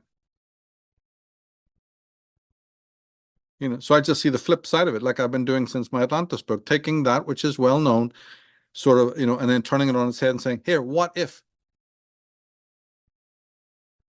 And then when I see things falling into place and fitting way better than they did before, then you know you're on the right track. Mm-hmm. There's nothing healthy about this. And their own words talk about this dark goddess. And this is in the ancestral memory, the racial memory. And also it comes with these capsules of amnesia. That's why it's never spoken about. It's more than just evil. It's evil that is blanketed and cloaked. Yeah. So it's been able to insinuate itself in all sorts of places. The academies of knowledge are worthless. They're nothing but mills of tyranny. Blake's satanic mills. That's all they are. They fell for materialism years ago. They've stuck with that despite all the other, discoveries. They're perfidious. And anytime they kind of look like they may be going right, it's only because they're raiding the larder of other great scholars that they don't want you to tell you. But it's all plagiarism. So there's not much coming out of it that's actually very positive. In fact, there's nothing but evil coming out of it. And they have major, major agendas that serve this dark power.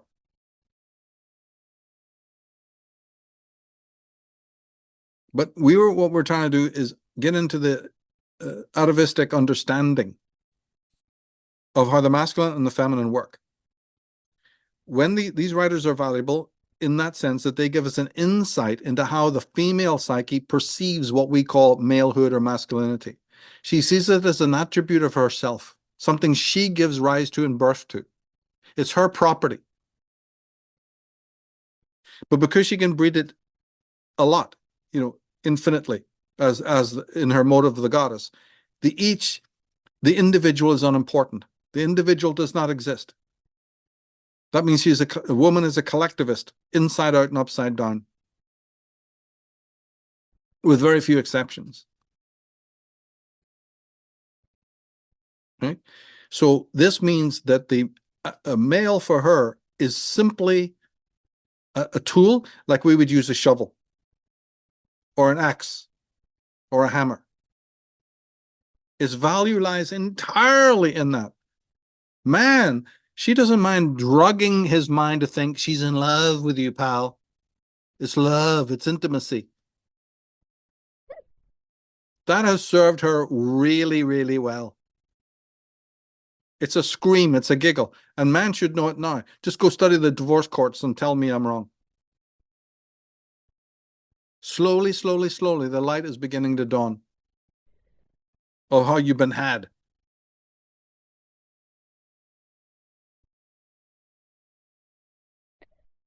I have one more question. I don't know if it's directly related, but just as you talk about all of these children that the woman can breed, the tens of thousands, so you're replaceable. If you don't fall into line, we'll just make another one. It's sort of that that belief you've spoken about.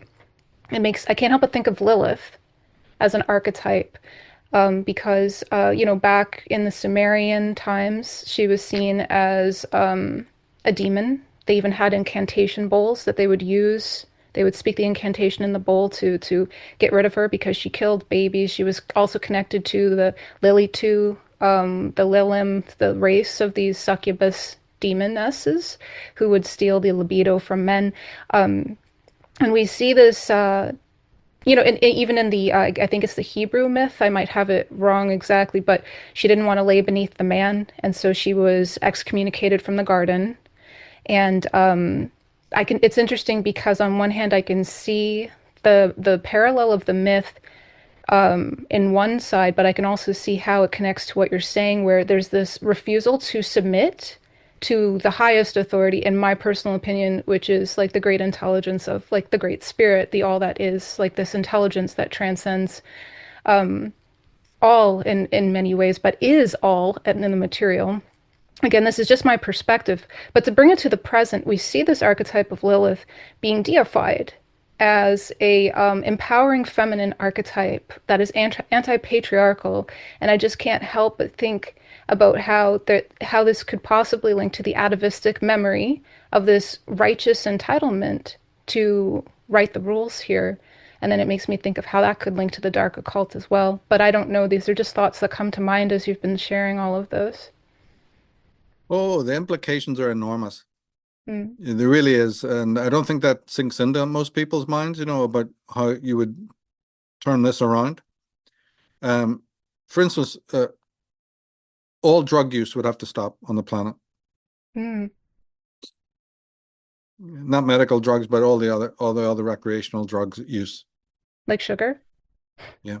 Well, of course, those things too, but just even simple out-of-body experiences, Oh. all of that and Mm. the means to it, hash, marijuana, mushrooms, ayahuasca, DMT, and all of that would have to be absolutely stopped.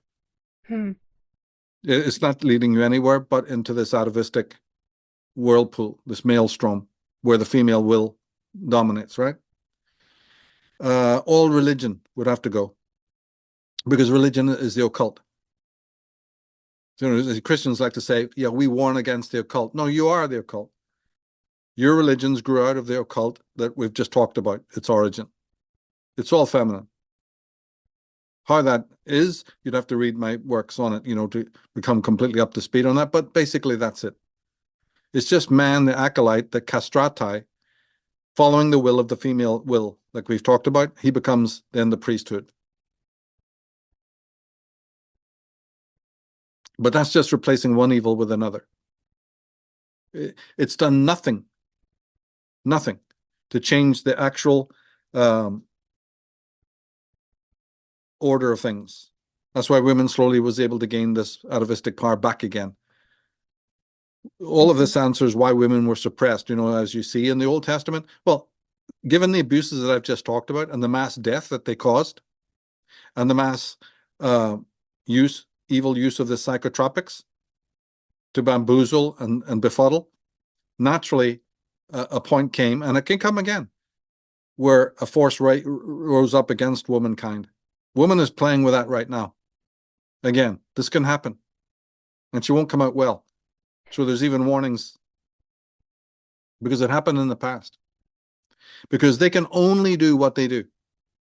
They can only do what they do. They can't choose not to do it. And this is a path to destruction, as we see. If they keep on doing what they do, they have to realize there will be a reaction. That's on its way. You see? But in a perfect world without a crisis, without a apocalypse, the things that we'd have to do are so impossible to do, so difficult to implement. You see, this is the difficulty. Now, the in-between stage is what we're doing right now, which is just build up your rational understanding of the problem. That's the middle way. Gain knowledge in the unbiased way. You've had your feminism, they've had their statements. Okay, now we have another perspective. And that will be a bomb. That will help. That will assist. But it will only do it in small, people watching, the individuals watching us who take this seriously. But still, it's a help. Because you're not going to get the other. You're not going to get any massive world shifting. The powers that be are far too strong for that. And they're far too ancient. They're hoary. This goes way back. But what you got to do is what we're doing. Look at the contradictions. In every program we've done, or many of them, we've seen the contradictions. And I just brought up a huge one today. Absolutely huge. How can, in the same flow of years, you get man opening himself, by their own definition, this is their own words, to his feminine side by becoming infinitely more artistic than he was, and in a very, very short period of time. But he also floods the world with misogyny at exactly the same time. I'm sorry, you need to go back. It's like a kid with his homework. No, you got a D-. Go back and rewrite this again. Don't turn up with the same thing again to anybody's table. This is called a major fail. Nobody called him on it. Yeah. Nobody ever called on that contradiction or any of the others that we've touched on. And last week, under strange struggle, we had the same thing.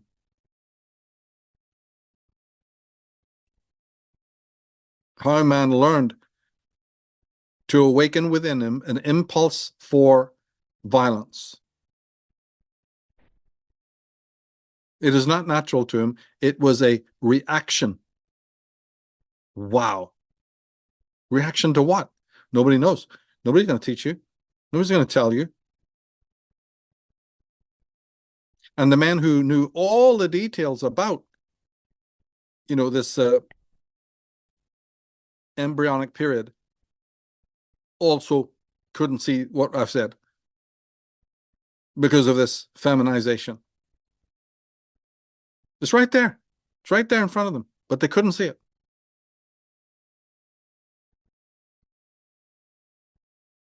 I think that's a big mic drop there, that reaction, that it's a reaction. Of course it is. Yes. It's a reaction in girls as well. I'm not just talking about men. The little girl feels the same way if her freedom is held back.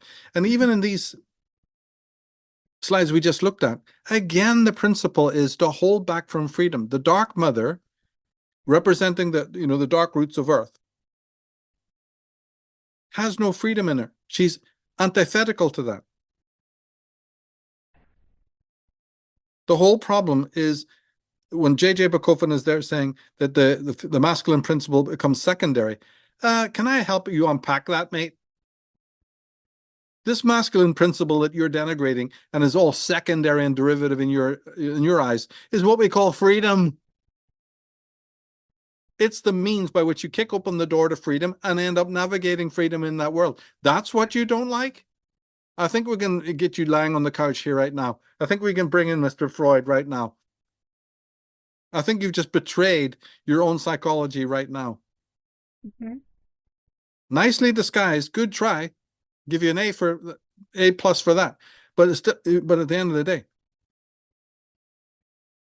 how antithetical you must be to freedom and how regressed you must be as a soul to verbalize, you see, a philosophy of this kind, the gynocratic premise. Any psychologist worth their salt would immediately see that you are a regressed type, and worse. Because deep down inside, you must not love freedom. That's why you want to make freedom secondary. No, the greater has come out of the lesser, pal. You got the whole thing upside down and inside out. Yes, technically speaking, the unfree is first. We're not going to argue about that. Of course it is. But that soil, that mud, like in alchemy, that's the negredo from which the higher albedo and the rubedo come. Mm-hmm. How come you don't know that? See, so these Precautions, they're psychopathic. They're deranged. Yeah. Yet they wrote books and got public. And they were picked up later on by other charlatans. I'm here to expose it. But you can only do that when you've seen the depth of the problem.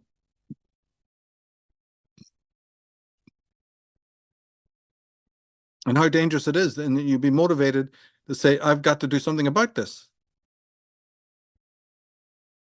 And I feel like that's exactly why we're doing this show. Part of my own work, I work with people with these archetypes as well, a great many archetypes, but some of these ones we look at, it's part of the reason why, I'm probably one of the only astrologers that will actually go there with Lilith, for instance, instead of deifying her as like an empowering female archetype. That only comes to bear when you look at the most evil of evil that exists within you and transmute it. That's the only time you're going to have a hope of using Lilith in any positive way. So don't put the cart before the horse. But in any case, I'd like to ask Michael, do you have anything else you'd like to share before we conclude the episode? This has been a wonderful episode, but do you have any more you'd like to impart? No, I think that we've covered some really amazing things here. And the one thing to realize is that the drugs played a big role in bringing in the supernatural, bringing in the occult, and bringing in what would eventually start moving more towards religion. And finally, this was seen as pernicious. There was a period in time about, say, let's give the mark of, say, 1,000 or 2,000 years BC, when the Hebrew patriarchs said, we're done with this. This is outrageous, the power that's been going on for centuries, a millennium. And they did try to kibosh it, right? They change things around. And then you get your paternalism coming in. But again, it was a reaction. It was a necessary reaction to a gynocratic epoch that it so misused its power, one can't even fathom it. We're just giving glimpses here. And some of it was of horrendous rites and practices, many of which, after being bleached, were brought into religion, like the Eucharist. Yeah. When these creeps in these weirdos in the Christian Science and these weird Baptists all dancing around and prancing about and jiggling around, right? Where do you think all that came from? You think that's new? And the baptism in the river and all the dancing with snakes. I keep trying to tell people, none of this is gone. It's all monkey business. It's all nonsense.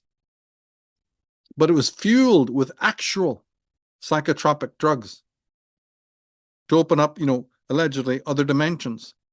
But it was a form of mind control. Because women had the secret of patriarchy, paternity, and wanted to misuse it.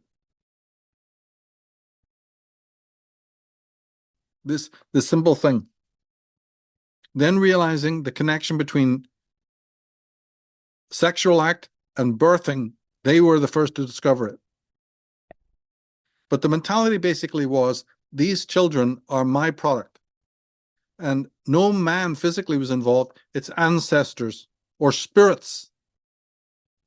We've given a little example of that today. You see? So I am obviously needing to be deified. And that will be helped if my child goes on these substances and they'll deify me. I am the seat, I am the kingdom, I am the throne. I'm in league with the gods. So I'm a goddess. So the goddess tradition was born out of deception, of taking vulnerable children's minds, putting them on some fucking snake venom, right? And slowly over the centuries, installing false images and making sure that this was followed up over and over again. God knows what they're into.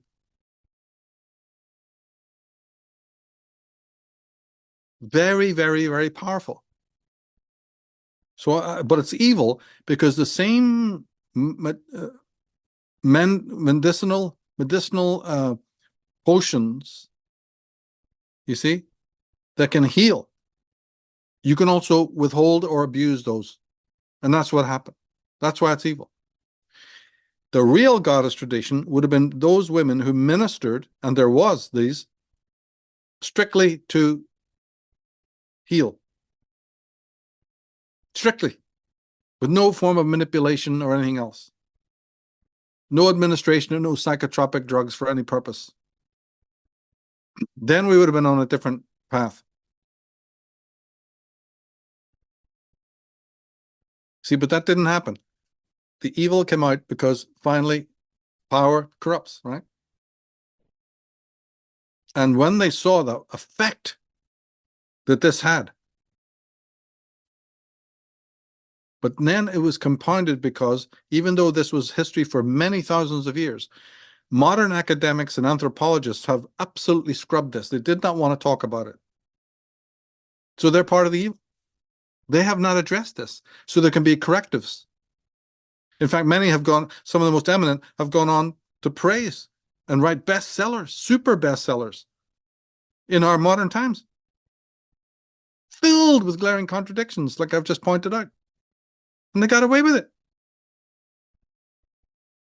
Adding more and more to the unnecessary glorification of womankind. Fuck, their women's heads are already big enough, thank you very much. We don't need any more. So you have to combat it. This sort of, these J.J. Bacofans and any of these other writers who are doing this, you have to wonder, is it warranted?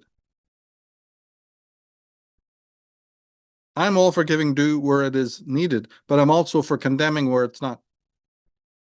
Is there anything positive at all about out-of-body experiences, fueled by drugs?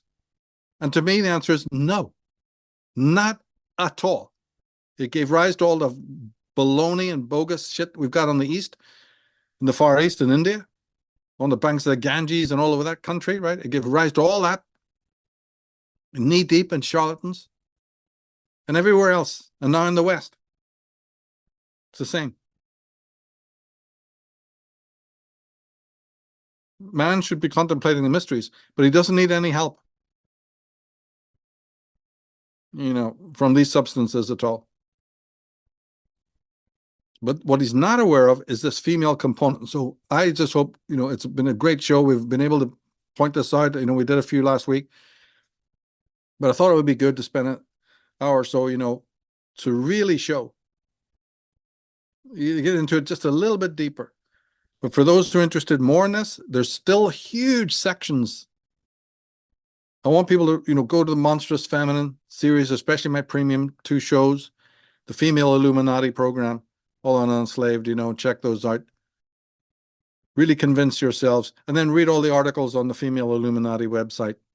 Very, very helpful. Start with From Heaven to Earth.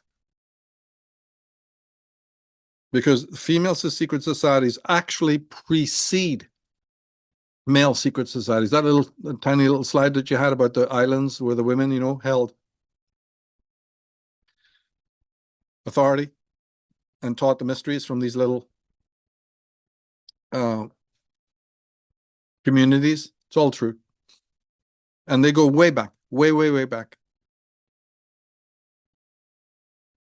So you can quibble about the term matriarchy, but yes, there were these communities of very, very, very, very astute and powerful women, and most of their power came from the use of these, we'll call them medicines.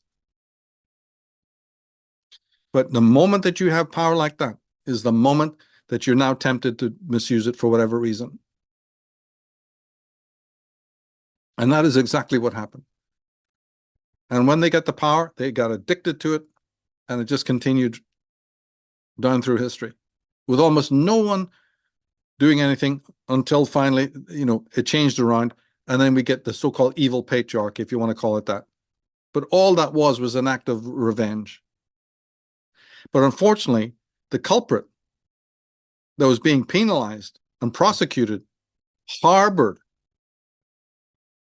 great animosity towards those prosecutors and swore, that we'll have this power back. And so in our modern age, that's what we've seen. And the people behind the institutions, you asked about them earlier. Yes. These people, women wouldn't have been able to make any headway without their help. The institutions, and this means the magazines, the institutions of learning, feminism, and the colleges, they had all to be in it. Ordinary women wanted this power, but they had no way of knowing how to go get it. So this was absolutely stimulated methodically by the very institutions that we've discussed, particularly the magazines, particularly the women's magazines in the women's world, and programs designed, sitcoms, ad copy, the whole thing, to stimulate back here, because words won't do it, but images will. You've got to bypass the centers and go back to the limbic. Otherwise, this atavistic thing doesn't work. So it's all done through popular culture. To reach and awaken and rekindle and re-trigger very, very, very deep satanic desires that go right beyond the head of the man. The man is not even in that world. He doesn't know what you're talking about. As I say, he's lost in the world of romance. Doesn't have a fucking clue, right? His hormones, by the time he's a teenager, have put him completely under the power of women and their sex. So he's a useless, absolutely useless. And that's just, aids and abets the evil that we're talking about. He's like a puppet on a string.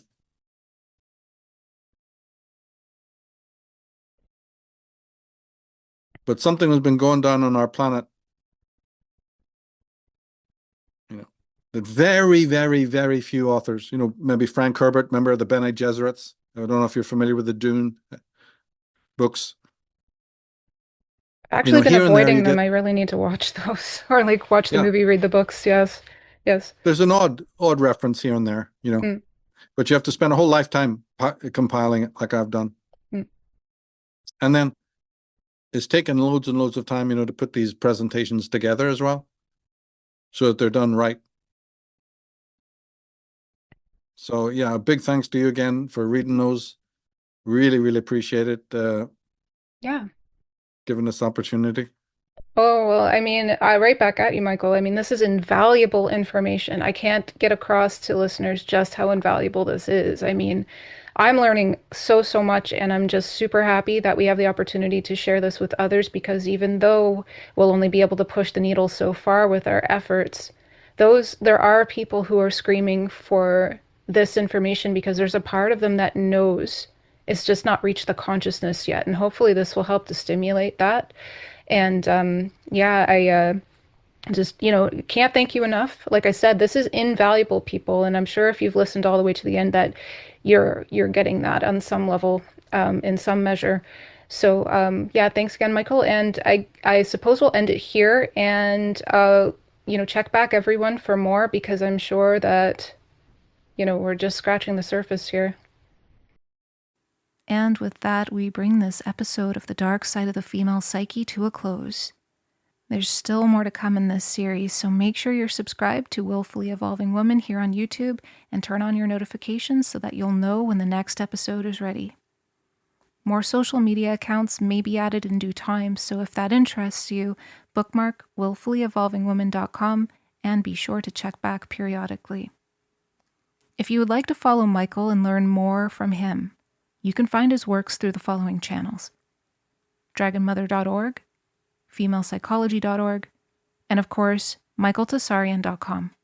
And if you're interested in Michael's premium presentations and the Unslaved podcast, you can find those by becoming a member at unslaved.com or unslaved.substack.com.